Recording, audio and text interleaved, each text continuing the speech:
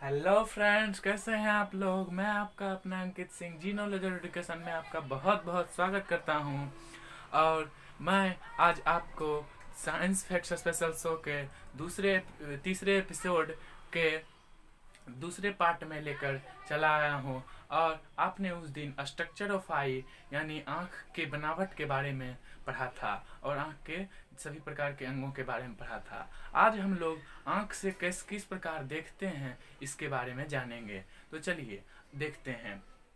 तो यहाँ पर हम आज आप लोगों को देखने की क्रिया यानी व्यूइंग के बारे में पढ़ाने आया हूँ मैं आपको, और उसके बारे में बताने आया हूँ। तो चलिए देखते हैं किस प्रकार हम लोग देखते हैं इन रोचक चीज़ों को, और अनेक प्रकार के रंगों को किस प्रकार हम लोग देखते हैं। इस प्रकार के इसके बारे में हम जानेंगे अभी।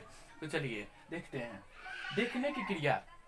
जैसे देखिए हम लोग आप उसको उस दिन आपको बताए थे कि मतलब कि नेत्रगोलक जो होता है, आंख यानी नेत्रगोलक जो होता है वह तीन भाग में डिवाइड होता है। एक श्वेत पार्ट एक श्वेत पार्ट होता है, फिर दूसरा कॉर्निया होता है, और तीसरा आइरिस होता है।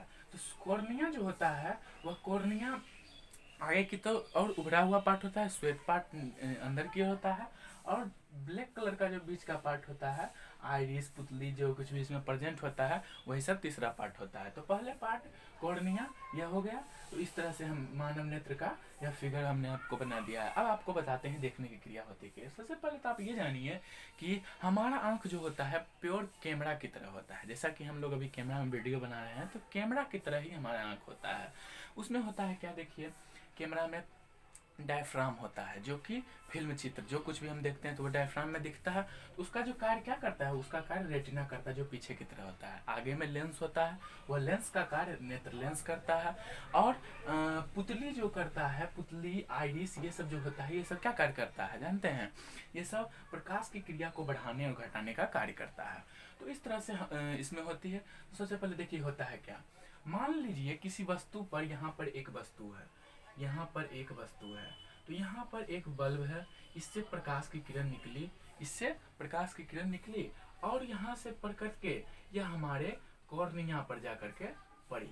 यह कॉर्निया किस पर जाकर के पड़ती है, कॉर्निया पर जब जाकर के पड़ती है तो यह क्या करती है, पुतली पुतली के छिद्र मतलब नेत्र लेंस आइरिस के अंदर एक पुतली के छिद्र होता है, उसके द्वारा यह फोकस के द्वारा यह जो होता है धीरे धीरे रेटिना पर पड़ती है अंदर, और रेटिना पर प्रतिबिंब बनता है। प्रतिबिंब जो होता है उल्टा और छोटा बनता है, ये आप जान लीजिए।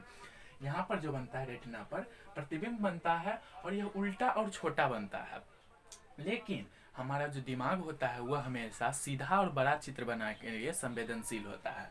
तो इस तरह से यह दृक तंत्रिका द्वारा फिर यह जो प्रतिबिंब जनता है यह हमारे माइंड में जाता है, और हमें हमेशा सीधा और बड़ा चीज दिखता है। ये तो आप जानते जान गए, समझ गए। तो इस तरह से इसके द्वारा यह दिखता है।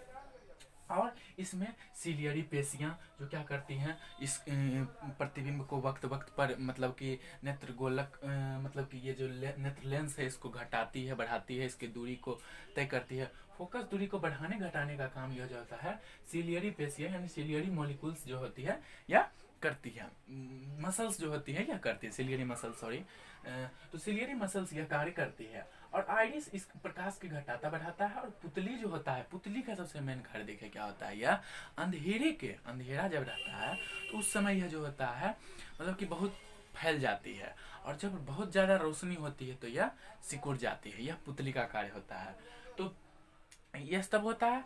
उसके बाद यह काम कौन करता है, डायफ्राम करता है कैमरा में, लेकिन यहाँ पर यह क्या कर रहा है, आइरिस और पुतली यह वर्क कर रही है।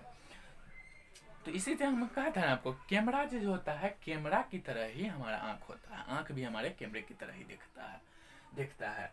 उसके बाद देखिए क्या होता है, यहाँ पर जब सिलियरी पेशियां जो होती है नेत्र लेंस के फोकस को घटा बढ़ा करके हम जैसा चाहे वस्तु को उसी दूरी पर देखते हैं, ये सब जो होता है यह सब की क्रिया एक होती है जिसे क्या कहते हैं, एकमांडेशन यानी समंजन। और एकमांडेशन जो होता है फोकस पर डिपेंड करता है। फोकस दूरी बढ़ता घटता बढ़ाते घटाते हैं सिलियरी पेशियों के द्वारा। तो यह जो होता है ये सब जो देखते हैं इसे कहते हैं पावर ऑफ एकमांडेशन पावर ऑफ एकमांडेशन। और यही एकमांडेशन की क्रिया होती है, फोकस को बढ़ा घटा करके देखने की क्रिया को जो होती है वह एकमांडेशन होती है। तो इस तरह से होती है। और इस तरह से हमने देख लिया ये क्या हुआ कि मतलब हम इस तरह से ही हमारा आँख दूसरे की चीज़ों को देखता है और वह हमारे माइंड में सीधा दिखता है या सीधा दिखता है कोई भी चीज़, तो यह होता है। अब आप देखिए कि हमारा निकट बिंदु जो है, यानी निकट बिंदु क्या हुआ, जब निकट की वस्तु लेटेस्ट हम कितना निकट तक देख सकते हैं वस्तु को, जैसे यहाँ, तो यहाँ पर हमें अच्छे से नहीं दिखेगा, जबकि 25 सीएम की दूरी रहेगा नॉर्मली, तो 25 सीएम की निकट बिंदु तक हम कोई वस्तु को देख सकते हैं, जबकि दूर बिंदु अनंत तक जितना भी हो सके देख सकते हैं। तो यही होता है फोकस, मतलब फोकस को घटा बढ़ा करके समंजन की क्षमता के द्वारा देख सकते हैं। और इसी दृष्टि मतलब कि निकट बिंदु और दूर बिंदु के बीच की दूरी को रेंज ऑफ विजन कहते हैं, यानी दृष्टि परास कहते हैं। इस तरह हमारा आंख देखने की क्रिया करता है, समंजन क्षमता इसमें मदद करता है, यानी समंजन की क्रिया इसमें प्रमुख भूमिका निभाती है। सिलियरी पेशियाँ इस समंजन की क्रिया में का सबसे प्रमुख भाग होता है। तो इस तरह हमारा आंख देखने का कार्य करता है।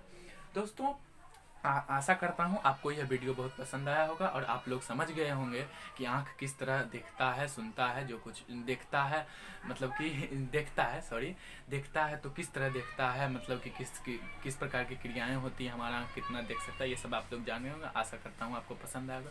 अगर आपको मन में कोई भी डाउट है तो आप कमेंट बॉक्स में लिख सकते हैं, मैं आपको वह डाउट क्लियर करूँगा और भरसक प्रयास करूंगा कि आप समझ जाएं। अगर नहीं समझे तो दूसरी बार तीसरी बार जो कुछ भी होगा आप पूछ सकते हैं हमसे कमेंट बॉक्स में, और हम आपको ज़रूर बताएंगे। तो अगले मतलब कि पार्ट में जब मैं आऊँगा तो आपको क्या बताऊँगा, दृष्टि दोष के बारे में। दृष्टि दोष के बारे में अगला पार्ट में बताऊँगा कि मतलब किस तरह से हम मतलब कि हमें चश्मा लग जाता है या जो कुछ भी होगा था उसे हम बताऊँगा।